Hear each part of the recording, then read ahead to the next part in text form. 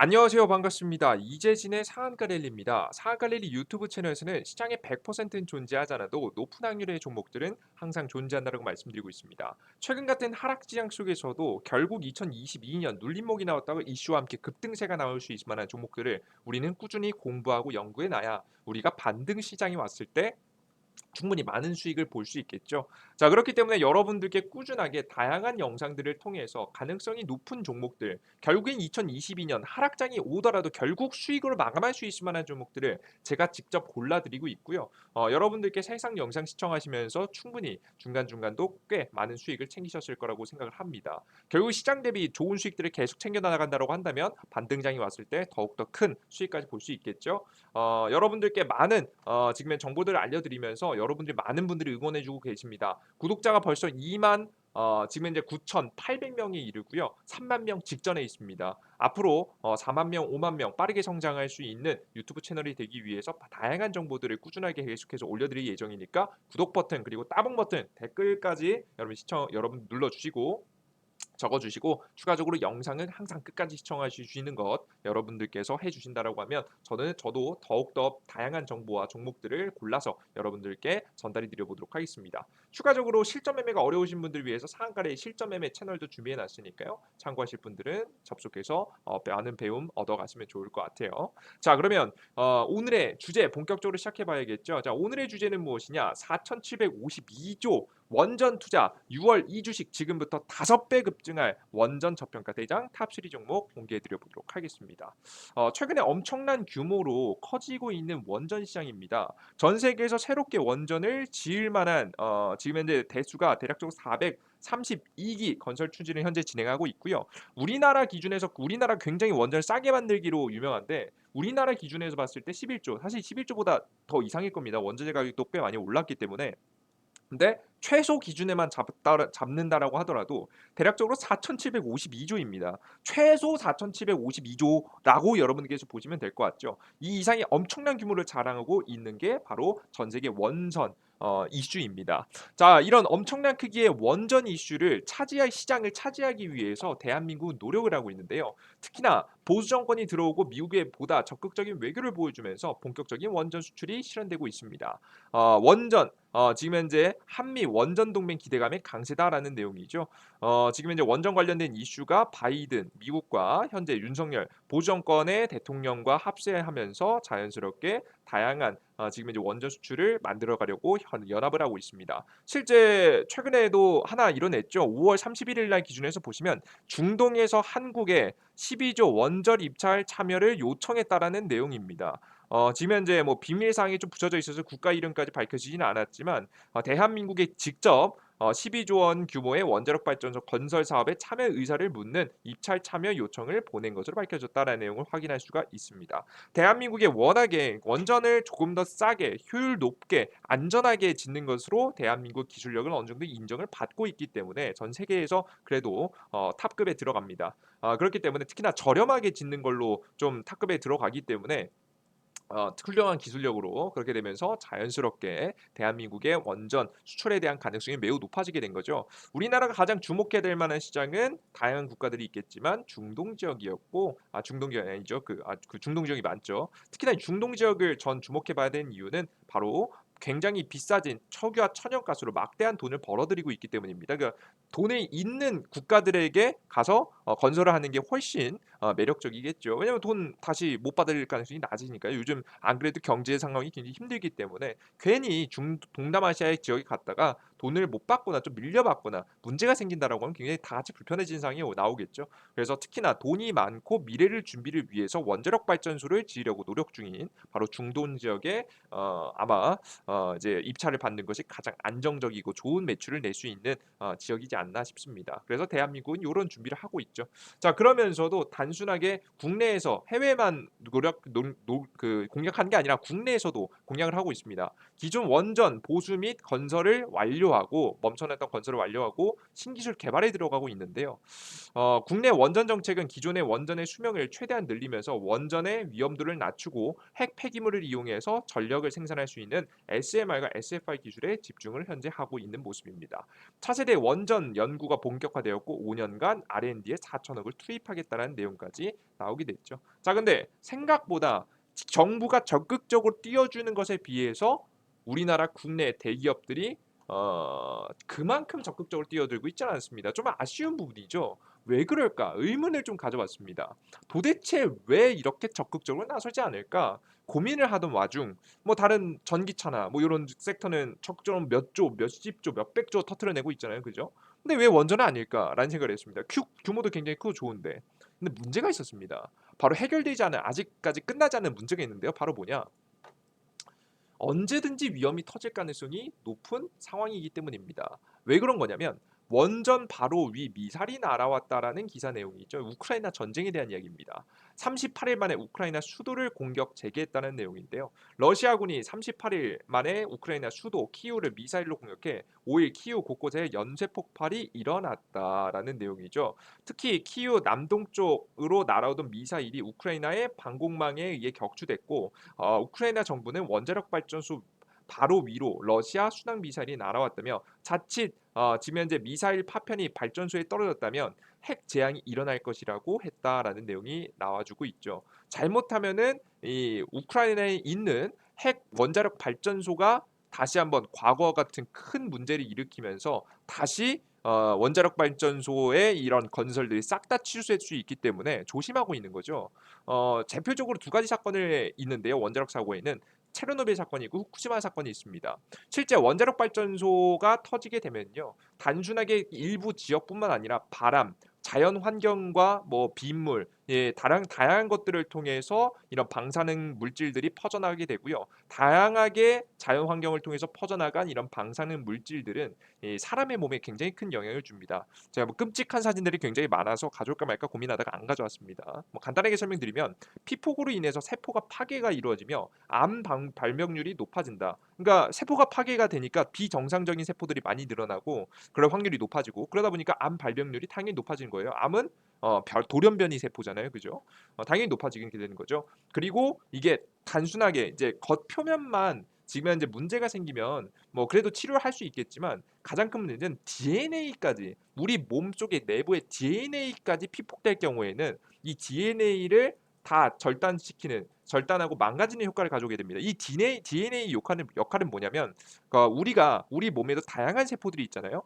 다양한 세포들을 다시 생산할 수 있게 하는 빅데이터가 저장되어 있는 곳입니다. 그래서 항상 사람이 상처가 나면은 이런 DNA에서 이 회복하는 새로운 세포를 만들어내라라는 이제 지시가 내려오고요. 그러한 지시를 통해서 상처 부위가 우리가 회복되는 건데 이런 이 설계도면이 파괴된다. 설계도라고 생각하시면 좋겠네요. 이런 설계도면이 파괴된다라고 하면 우리 세포는 더 이상 다시 한번 회복할 수 없게 되고요. 설계도가 없으니까 어떻게 세포를 다시 회복할지 모르니까 재생산할지 모르니까 그러다 보니까 더 이상 사람이 지금 세포를 재생산해내지 못해서 즉 회복하지 못하게 되면서 사망에 이르게 된다라고 보시면 될 것 같습니다. 자, 이러한 사건이 벌어지게 되다 보니까 우리의 사람의 직접적인 생명과 맞닿는 얘기다 보니까 무시할 수가 없겠죠. 그러다 보니까 과거의 체르노빌 사건이 과거에 한 번 터진 다음부터 계속해서 많이 만들어지고 있었던 추가된 용량, 원전에 지금은 추가된 용량이 크게 줄어드는 모습들을 보실 수가 있습니다. 그 이후에도 생산이 되긴 했지만 굉장히 많은 숫자가 줄어드는 모습을 확인할 수 있죠. 그래서 빠르게 증가하고 있었던 원전 숫자가 멈추는 계기가 되게 됩니다. 그리고 폐쇄되기 시작하죠. 너무나도 오래된 원전들은 폐쇄하고 막아버리게 됩니다. 그러다가 서서히 그래도 조금씩 지으면서 보수적으로 만들어가고 있었는데 또 하나 문제가 터지죠. 후쿠시마 문제가 터지고요. 후쿠시마 원전에 사고가 터지죠.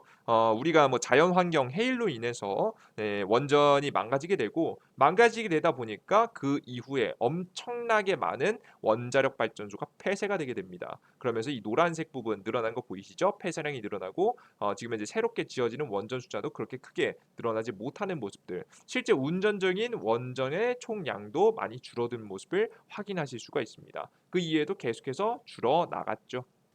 그죠? 그러다 보니까 이렇게 당시 그 지구촌 원자로 437기 일본 핵봉포의 비상이다라는 기사 내용이죠. 일제 당시에 원자력 문제가 터지고 사람이 실제 사망하고 더 이상 인류가 살아갈 수 없는 환경이 만들어지게 되다 보니까 자연스럽게 원자력 발전소에 대해서 굉장히 거부감이 있는 흐름들이 나와주게 됐고요. 실제 일본 후쿠시마 원자력 발전소의 시설이 잇따라 폭발하는 사상 초유의 사건 사태는 전 세계 핵폭포를 가져왔다. 필리핀에서는 16일 일본에 누출된 방사능이 아시아에 확산됐다는 루머가 영국 BBC 속보라는 제목을 달고 인터넷과 휴대전화, 문자 메시지로 퍼졌다. 지금 현재 북부의 일부 학교에선 학생들이 급히 집으로 돌려보냈고 일부 기업도 퇴근 시간을 앞당기는 소동까지 벌어졌다라는 내용을 확인할 수가 있습니다. 자, 이렇게 난리를 칠 정도니까 자연스럽게 원자력 발전소를 지을 수가 없게 됐고 자연스럽게 줄어나가는 현상이 나와주게 된 거죠. 자, 근데 이번에도 마찬가지입니다. 이런 공포, 그러니까 새롭게 지금 이제 막 이 탈원전이라는 명분하에 다시 회복하려고 하는 원자력 발전 이슈가 다시 한번 과거 후쿠시마 같은 사건, 체르노빌 사건 같은 사건이 터지게 된다라고 한다면 엄청난 큰 문제를 터뜨릴 수 있겠죠. 최근에 전쟁 중이죠. 전쟁에 문제가 터지면 앞으로 더 이상은 원자력 발전소를 지을 수 없게 될지도 모릅니다. 실제 이게 굉장히 위험한 이유가 뭐냐면 러시아가 최근에 많은 곡창지대를 차지하기 위해서 강 주변을 현재 노리고 있는데요. 지금 현재 이게 현재 상황이죠. 러시아가 차지한 지역이 이거 오른쪽 아래 지역이고요. 차지하고 싶어하는 지역이 바로 곡창지대 지역일 텐데요. 이 강을 중심으로 해서 이 아랫 지역을 차지하고자 할 겁니다. 그래서 지금 앞으로 차지하고 싶어하는 지역이 아마 요 지역 정도 될 수 있을 것 같아요. 여기 지역. 요 지역 정도가 가장 중요하게 떠오를 만한 가능성이 높은데요. 이 지역이 재밌는 게 뭐냐면 바로 요게 있습니다. 바로 우크라이나에 지금 현재 가장 많은 원전이 몰려 있는 지역이 자포리자라는 지역입니다. 이 자포리자라는 지역이 원자력 발전소가 6개나 있어요. 지금 뭐 지역으로 따져보면 우크라이나 지역 안에서도 가장 많은 원자력 발전소가 자리 잡고 있는 지역인데 이 지역을 차지하기 위해서 우크라이나 지금 이제 러시아가 아마 진격을 하게 된다라고 했을 때는 우크라이나 입장에서는 굉장히 불편한 상황이 나올 수 있겠다라고 보시면 될 것 같습니다. 아시겠죠? 그래서 여러분들께서 앞으로 최악의 시나리오를 우리가 생각해 보면은 앞으로 우크라이나 만약에 전쟁에서 원자력 발전 이슈가 딱 잘못해서 터지면 과거 후쿠시마만큼 폐쇄되는 지금 이제 원자력 발전소가 굉장히 많이 증가하게 될 거고요. 서서히 줄어들겠고 그러면서 폐쇄되는 양은 많고 서서히 새롭게 만들어지는 원자력 발전소도 양이 서서히 줄어가고 새로운 원전 발전소 계획 자체가 무너지기 때문에 자연스럽게 원자력 발전소에 지금 현재 운전 중인 원자력 발전소 계속해서 운영 중이면서 전기를 생산한 원자력 발전소의 양은 줄어들 가능성이 매우 높다라고 보시면 될 것 같아요. 이런 최악의 상황까지 나아갈 수 있는 거죠. 그래서 결국에는 여러분들께서 전쟁이 완벽하게 끝나고 앞서 말씀해드렸던 이런 원자력 발전소 자포리자라는 이 지역의 원자력 발전소가 누가 차지하든 일단 전쟁 끝나줘야 원자력 발전소에 대한 문제가 크게 터지지 않을 가능성이 올라가는 거고 그렇게 돼야지 결국 우리 원자력 발전소를 탄력이 다시 들어오면서 적극적인 기업들의 투자가 가능하게 된 거죠. 우리가 결국 전쟁이라는 건 어떻게 될지 모르는 거 아니겠습니까? 그죠? 우리가 기업들 입장에서도 도박을 하고 싶지는 않기 때문에 아직까지는 이렇게 적극적인 투자가 이루어지지 않는 모습이 현재 나와주고 있다라고 저는 보고 있습니다. 그래서 결국은 우크라이나의 전쟁이 끝나고 재건이 시작된다. 그러니까 재건이 시작될 정도로 굉장히 안정됐을 때 원전 건설이 시작된다라고 보시면 될 것 같아요. 아시겠죠? 자, 그럼 우크라이나의 재건 이슈는 어떻게 되고 있느냐? 미국 교통장관은 우크라이나 재건을 위한 제2의 마셜 플랜을 지지하고 있다는 내용이 나오고 있습니다.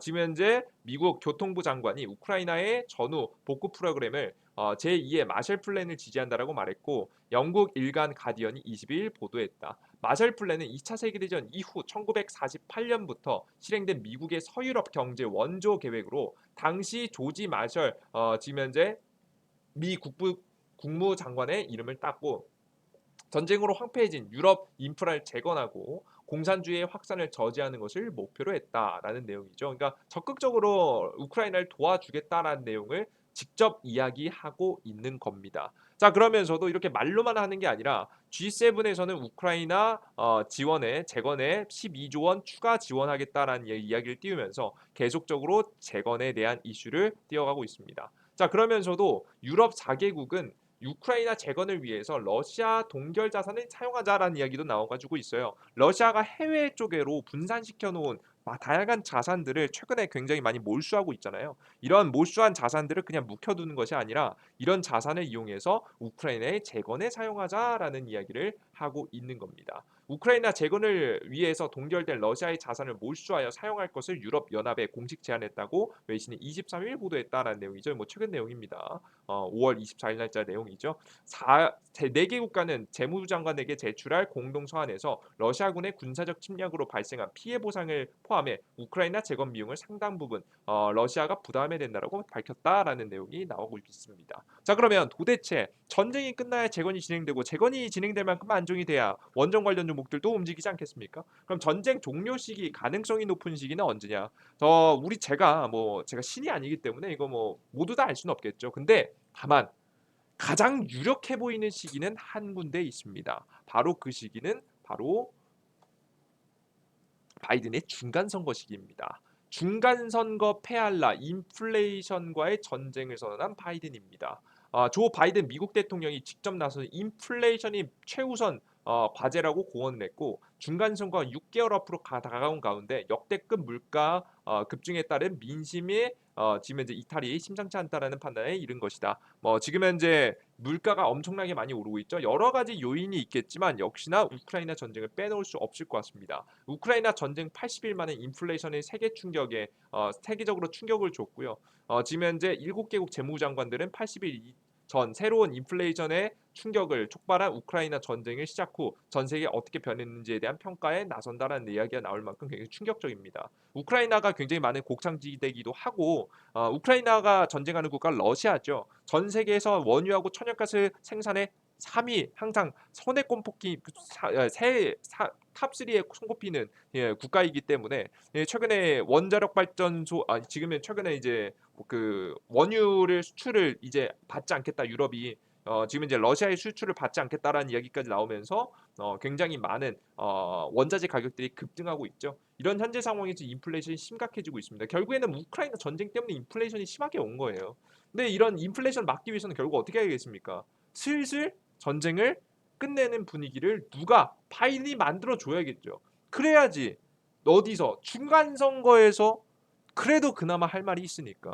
이해되셨어요? 그래서 아마 바이든은 이 중간 선거 11월입니다. 이번 연도 11월 전까지 아마 승부를 봐야 되지 않을까라는 생각을 현재 하고 있어요. 아직 5개월 정도가 남은 현재 상황이죠. 그래서 우리가 이때를 중점으로 해서 우크라이나가 뭐 휴전을 하든 뭘 하든 결국 안정되는 분위기가 나오면서 재건에 대한 이슈가 터져야 원자력 발전 이슈도 같이 주목을 받으면서 급등할 수가 있겠다라는 생각을 말씀드리면 될 것 같습니다. 그 전까지는 아직은 좀 흔들리는 모습들을 계속 보여줄 가능성이 높은 거죠.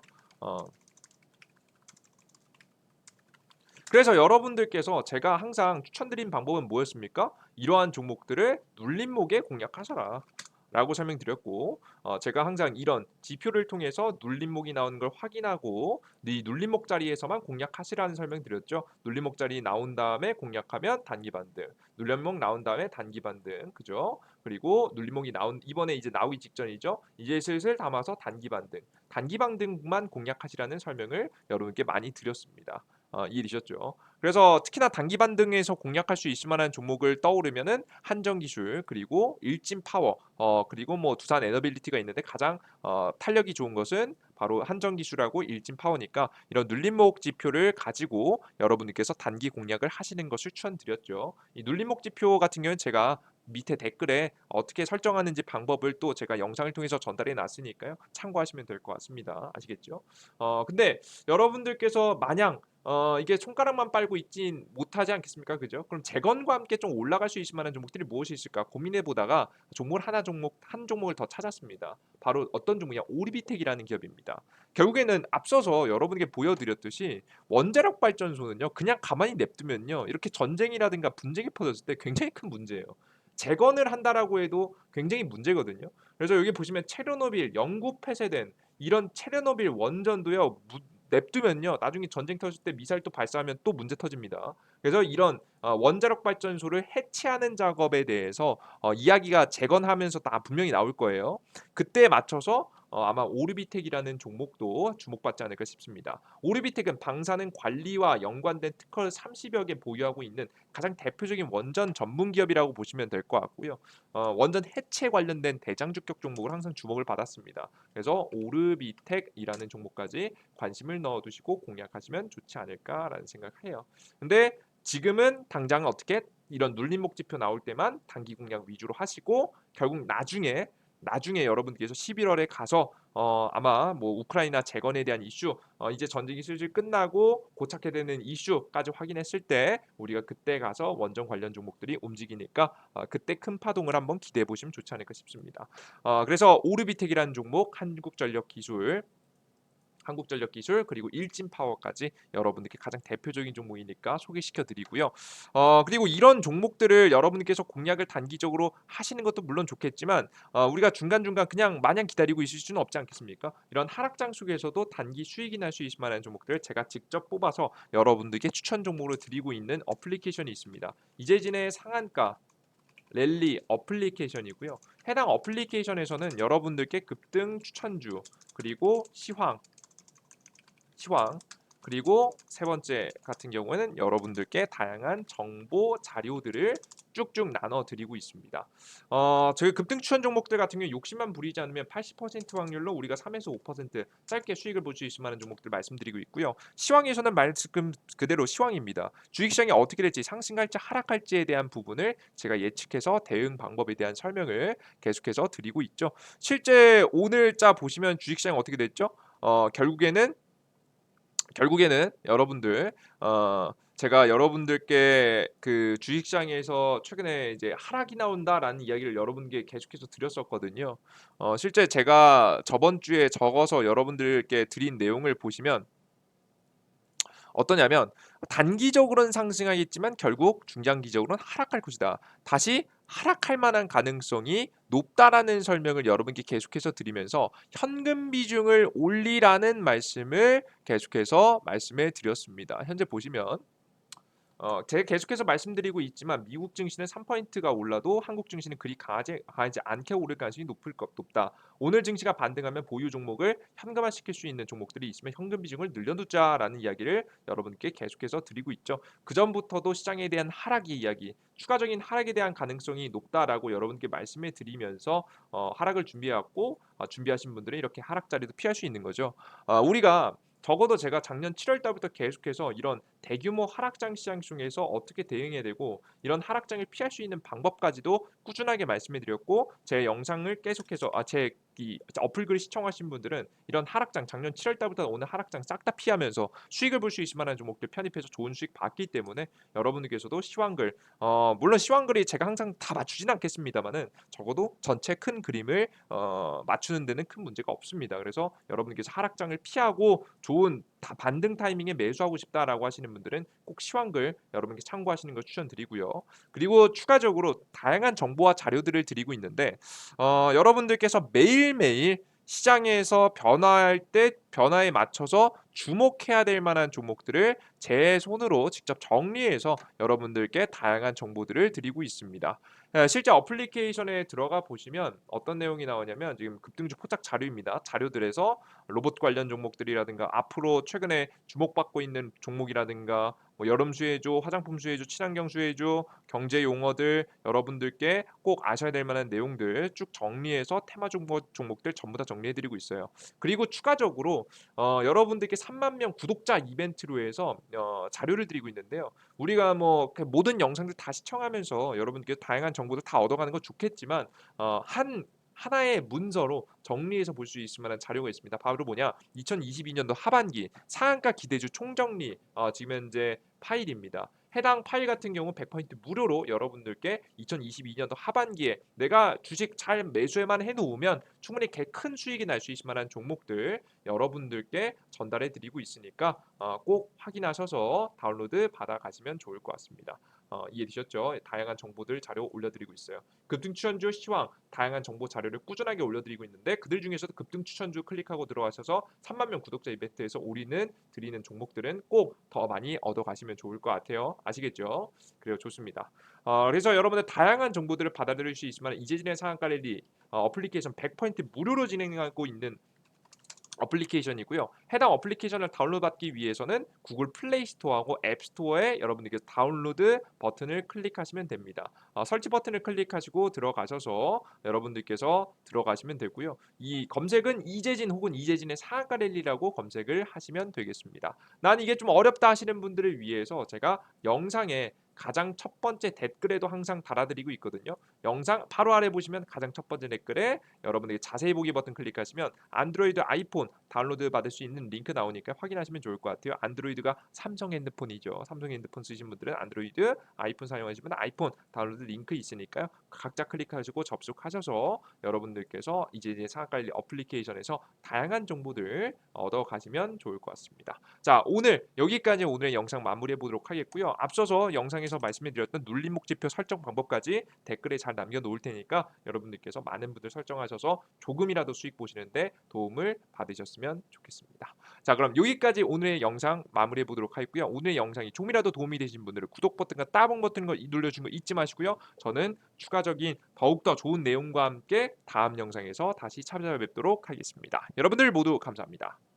땡큐.